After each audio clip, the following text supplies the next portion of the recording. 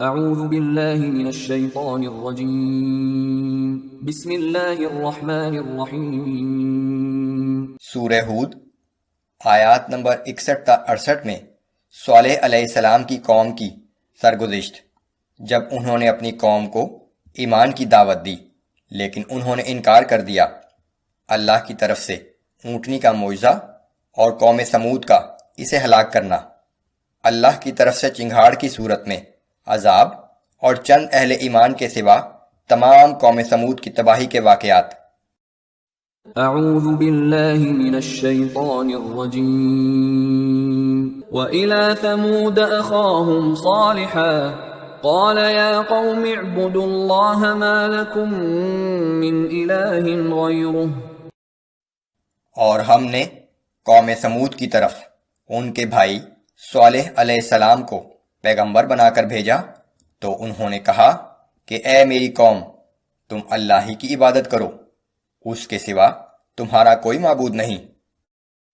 هو انشأکم من الارض واستعمرکم فیها فاستغفروه ثم توبوا الیہ۔ اسی نے تمہیں زمین سے پیدا کیا اور پھر زمین ہی میں آباد کیا، لہذا اسی سے بخشش مانگو اور اسی کی طرف رجوع کرو۔ ان ربی قریب مجیب۔ یقین کرو میرا رب ہر ایک کے قریب ہے اور ہر ایک کی دعاؤں کا قبول کرنے والا ہے۔ قالوا يا صالح قد كنت فينا مرجوا قبل هذا أتنهانا أن نعبد ما يعبد آباؤنا وإننا لفي شك مما تدعونا إليه مريب۔ انہوں نے جواب دیا کہ اے صالح، اس سے پہلے تم ہم میں سے ایک ایسے شخص تھے جس سے ہمیں بڑی امیدیں وابستہ تھیں، کیا اب تم ہمیں ان چیزوں کی پرستش سے روک رہے ہو جن کی پرستش ہمارے آباء و اجداد کرتے چلے آئے ہیں؟ اور یہ بات سمجھ لو کہ جس دین کی طرف تم ہمیں بلا رہے ہو اس کے بارے میں ہمیں بہت شک و شبہ ہے اور اس نے ہمیں سخت تردد میں ڈال دیا ہے۔ قال يا قوم أرأيتم إن كنت على بينة من ربي وآتاني منه رحمة فمن ينصرني من الله إن عصيته فما تزيدونني غير تخسير۔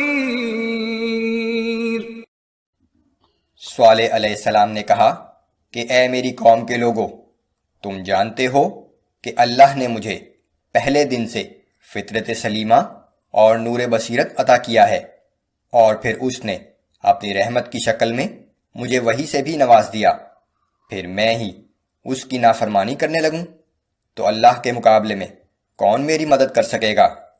تم اس قسم کی باتوں سے صرف میرے نقصان ہی میں اضافہ کر رہے ہو۔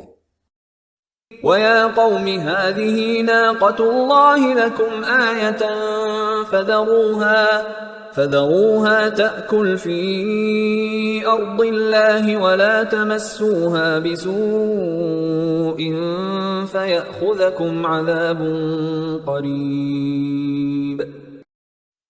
اور اے میری قوم، یہ اللہ کی اونٹنی ہے جو تمہارے لیے ایک معجزے کے طور پر بھیجی گئی ہے، بس اسے کھلا چھوڑ دو کہ اللہ کی زمین میں جہاں سے چاہے چرتی رہے، اور اسے کسی طرح کا نقصان پہنچانے کی نیت سے ہاتھ بھی نہ لگانا، وگرنہ فوراً ایک عذاب تمہیں آ پکڑے گا۔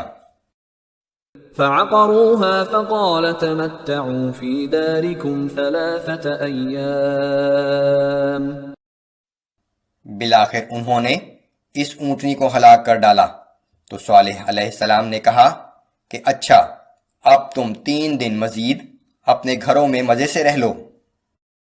ذَلِكَ وَعْدٌ غَيْرُ مَكْذُوبٍ۔ یہ ایسا وعدہ ہے جو کبھی جھوٹا نہیں ہو سکتا۔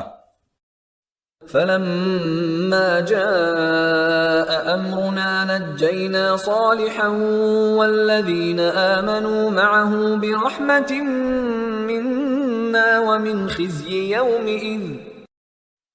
پھر جب ہمارا حکم عذاب آ پہنچا تو ہم نے صالح علیہ السلام کو اور اس کے ساتھ جو لوگ ایمان لائے تھے ان سب کو اپنی رحمت سے بچا لیا اور اس دن کی رسوائی سے محفوظ رکھا. ان ربك هو القوي العزيز. اے پیغمبر صلی اللہ علیہ وآلہ وسلم، بے شک تیرا رب ہی بے حد قوت والا اور سب پر غالب ہے. وَأَخَذَ الَّذِينَ ظَلَمُوا الصَّيْحَةُ فَأَصْبَحُوا فِي دِيَارِهِمْ جَاثِمِينَ. اور جن لوگوں نے ظلم کیا تھا ان کو چنگھاڑ کی صورت میں عذاب نے آ پکڑا تو وہ اپنے گھروں میں اوندھے پڑے رہ گئے. كَأَن لَّمْ يَغْنَوْا فِيهَا. گویا یہ لوگ کبھی ان گھروں میں آباد ہی نہ ہوئے تھے. أَلَا إِنَّ ثَمُودَ كَفَرُوا رَبَّهُمْ. آگاہ ہو جاؤ، قوم سمود نے اپنے رب کی نافرمانی کی تھی. أَلَا بُعْدًا لِثَمُودَ. سن لو، سمود اللہ کی رحمت سے دور کر دیے گئے. یہاں قوم سمود کا قصہ تمام ہوا جنہوں نے اللہ اور اس کے رسول صالح علیہ السلام کی نافرمانی کی تو اہل ایمان کے سوا تمام قوم کو ہلاک کر دیا گیا. یہ اللہ کی طرف سے نسل انسانی کی تطہیر تھی کہ اگر یہ لوگ باقی رہتے تو ان کی اولاد بھی دنیا میں فساد ہی کا سبب بنتی.